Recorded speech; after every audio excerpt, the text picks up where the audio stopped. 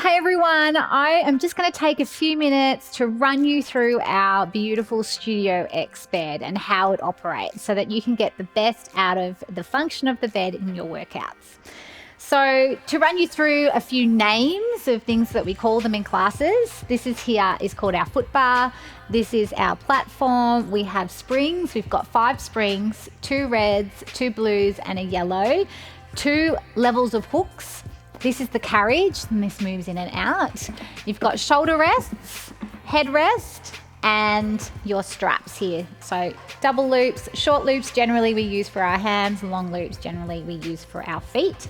At the back here are what we call pulleys.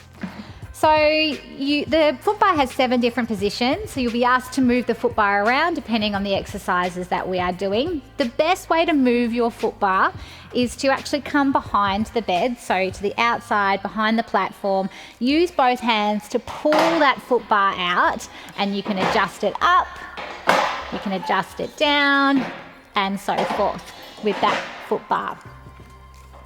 Then coming forward down to the springs. So as I mentioned before, 2 reds, 2 blues and a yellow. You simply pop them on the hook or remove them when you're not wanting that spring. So if your instructor says to you, I want you to use a red and a blue, you would pop 1 red on, 1 blue on and take all of the other springs off. I mentioned there's 2 levels of hooks.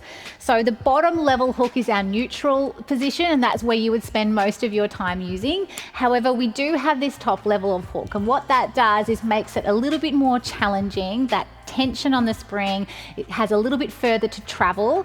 Therefore, it's kind of an in-between, if you like. So for example, if you were doing some arm work and you were on a light spring such as the yellow and you wanted to progress and you popped a blue on instead and that felt too heavy, then what you could do is put the yellow spring on that top rung, and that would be your in-between option to help you progress forward. If I remove the springs for a moment, what you'll find inside the carriage are stoppers, and they look like this. There's 1 on each side.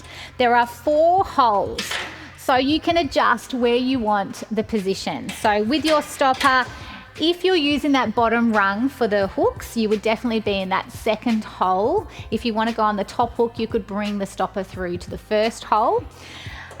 The other time you would potentially use the stopper to bring it further out is if you're a very tall person, you've got long legs and you need a little bit of extra room in the exercises that you're doing. So whether you're doing footwork, which is where we're laying on the carriage, feet on the foot bar, and you're doing, imagine you're squatting but you're laying down. Sometimes when you're a taller person and you've got tight hip flexors, you need a little bit of extra room there, so you can bring the stopper out then.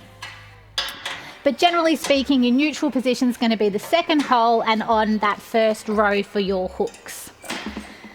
Headrests here and shoulder rests. Shoulder rests are adjustable on our Studio X, so they actually come completely out if you don't want to use them. And then if you can see when you pull it out, there are 2 holes.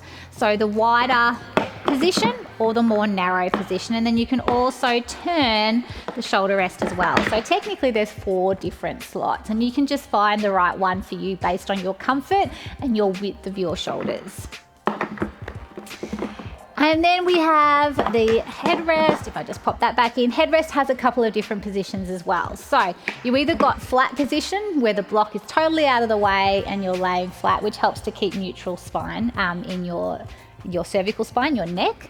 Then there's a block behind it. So you can bring that up. We can put it on the 1st level to come up just a little bit, or if it's more comfortable for you to bring it up on that highest position, then the full block sitting on top of your carriage there.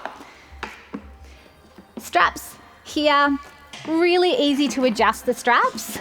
A general rule would be, as you can see how I've got this set up, you've got the long loop on the holders here.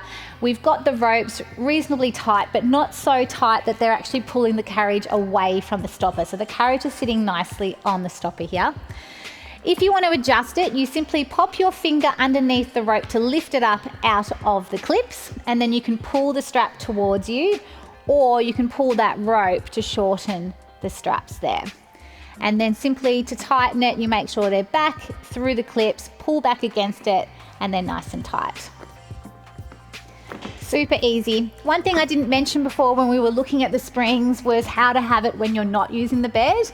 We recommend for safety that you always have at least one spring on so that the carriage isn't going to fly away if someone was potentially sit or stand on the carriage. But for longevity, you wouldn't want to leave all of the springs on because over time they are going to start to lose some of that strength. So leaving a blue one is a good option to choose. You can always alternate the blue so that you're not always using the same blue. That would be a good thought to do in class or when you're not using it. But yeah, one spring on is the general rule there. Coming up, you've got your pulleys here, and they're adjustable so they can come out if needed, if the bed's getting moved. But generally speaking, they would stay in there. You wouldn't need to worry too much about that other than when we say facing to the pulleys or facing to your foot bar. A couple more things I wanted to show you. So with the platform here, as you can see, it's timber and it has some grip strips on it that can be quite firm if you're using this to have hands or forearms on there. Great when you're standing on it. So most beds have a platform extender that they'll come with, which is essentially like a platform with upholstery, and that would sit in front of the platform here over the springs. You have an ankle strap down here. What you want to do with ankle strap is actually feed it in front of the platform. Typically we would use this when we have a box and we pop the box on the carriage. Feet would go through that ankle strap. It is adjustable, so you can make it shorter or longer depending on the height of that ankle strap that you need. Finally, taking you through how to insert your jump board. So you can see on your platform there are 2 holes. I've got our jump board here, which I'll grab in a second. You want to bring that foot bar out of the way, and underneath your platform you'll see that there are a couple of screws. So we want to loosen the screws so that they're not sticking out and obstructing the bolts to go down into the holes of the jump board. So we're going to grab the jump board. There's handles so you can easily lift it. Popping that jump board in to the holes, making sure it's all the way down. Then you would come back and tighten those bolts firmly up against the poles, and that jump board's not going to move too far when you're ready for jump board work.